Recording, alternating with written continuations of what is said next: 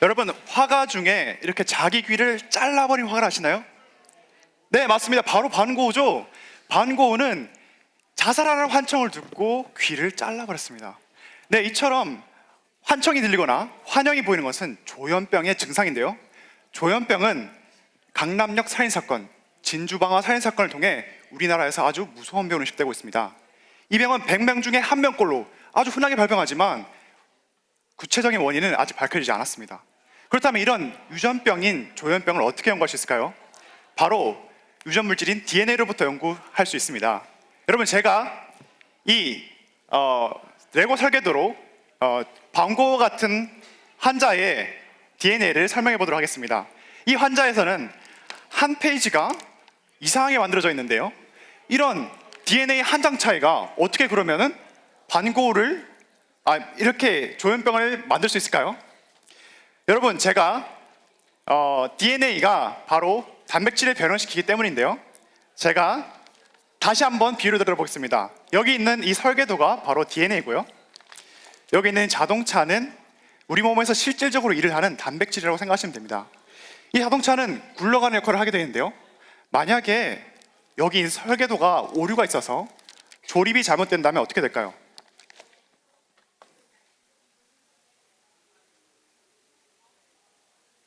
이렇게 자동차가 굴러가지 않게 되겠죠.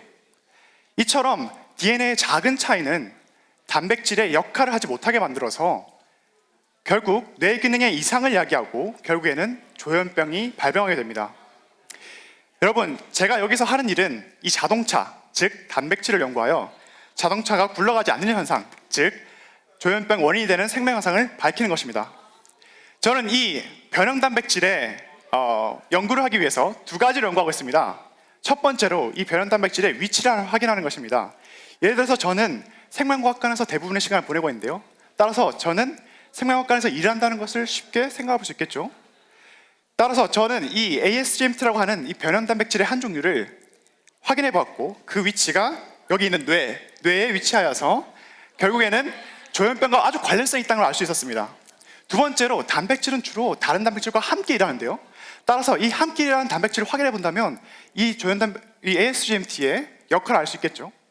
저는 이 ASGMT의 함께 일하는 단백질을 확인해 봤고, 결국엔 이것이 이 뇌에 위치하면서 동시에 뇌 발달 과정에 변화를 준다는 것을 확인할 수 있습니다. 이렇게 바로 조현병에 관련이 있다는 걸 알 수 있게 되는 거죠. 여러분, 반고는 결국 자살하고 맙니다. 조현병은 환자 자신이 가장 고통스러운 병임에도 불구하고 우리나라의 몇 개의 사건으로 인해 아주 부정적으로 미쳐지게 되어 있습니다.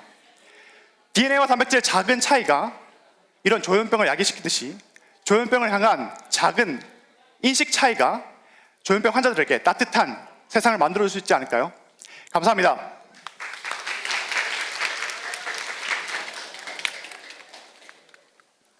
네, 정말 사실 어떻게 비유해서 발표하기 되게 힘들고 민감한 주제 너무 잘하셨고요. 특히 레고가 이렇게 저게 설계도고 레고가 단백질이고 바뀌니까 안 굴러가는 비유가 되게 재밌었습니다. 제가 절대 레고를 좋아해서 그런 게 아니라, 근데 스스로 발표자가 돼서 스스로 또 발표 자료가 돼가지고 이렇게 붙는 게 너무 신기했어요. 근데 되게 궁금한 게 하나 생겼습니다. 그 실험을 이제 직접 사람한테 할 수가 없으니까 쥐한테 하죠? 네, 맞습니다. 그럼 쥐가 조현병이 걸렸다는 걸 어떻게 아나요? 네, 아주 좋은 질문인데요, 사실 사람을 가지고 실험할 수 없기 때문에 쥐로 연구를 하고 있는데 사람과 동일하게 반응을 보이는 현상이 있습니다. 예를 들어서 사람 조현병 환자한테 동일하게 보이는 현상이 뭐가 있었냐면 아주 프리펄스 이니비션이라고 하는 이 용어가 있는데요, 이게 뭐냐면 어떤 특정한 소리 크기를 딱 들려주면 우리가 놀라게 되겠죠. 근데 이게 한 번 들려주는 그 소리 크기는 한 번 더 들려주게 되면 사람은 별로 놀라지 않습니다. 그런데 조현병 환자는 이 소리를 똑같이 들려주는데 불구하고 똑같이 놀랍니다. 그래서 이런 현상을 가지고 이 쥐한테서도 처음에 같은 소리 들려주고 그 다음에 또 들려줬을 때 얘가 얼마나 놀라는지를 보면 조현병의 현상을 보이는지 대략 볼 수 있습니다. 한 가지 궁금한 게 있는데, 프레젠테이션에서 조현병이 유전병이라고 말씀하시면서 DNA에 약간 이상이 생기면서 네. 단백질에 이상이 생긴다 말씀을 하셨는데 지금 단백질에 대한 연구를 하시고 계시는 네, 거잖아요. 맞습니다. 그러면은 조현병이 발생하는 게 DNA의 이상인가요? 아니면 DNA에서 단백질로 갈 때 그 중간의 이상인가요? 네, 이것도 아주 좋은 질문이신데요.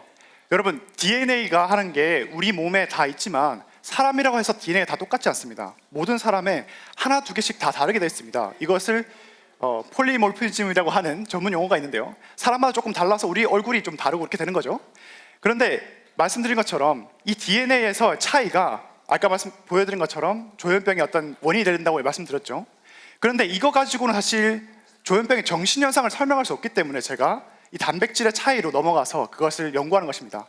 이 DNA 차이로 끝났으면 문제가 안 됐을 텐데 DNA가 차이가 있는 것이 단백질의 변형으로 나타난다면 그것은 정말 병원이 될 수 있겠죠. 제가 그런 단백질을 찾아서 연구를 하고 있는 것입니다. 네, 되게 중요한 문제에 대해서 연구를 하고 계신 것 같아요.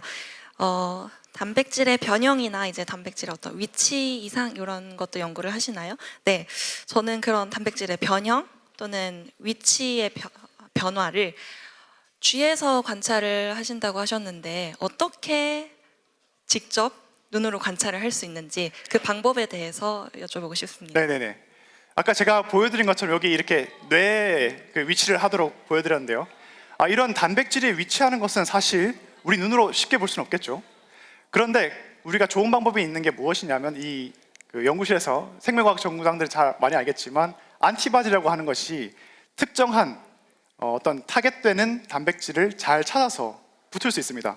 그래서 이런 안티바디가 이 단백질에 잘 붙어서 만약에 여기에 또 다른 형광 물질을 이렇게 염색을 시키면 우리가 그 조직에서 또는 뇌에서 잘 볼 수 있게 되는 거겠죠. 네, 그렇게 한번 해볼 수 있을 것 같습니다. 네, 그러면 멋진 발표 보여주신 김수현님께 큰 박수 부탁드립니다. 감사합니다.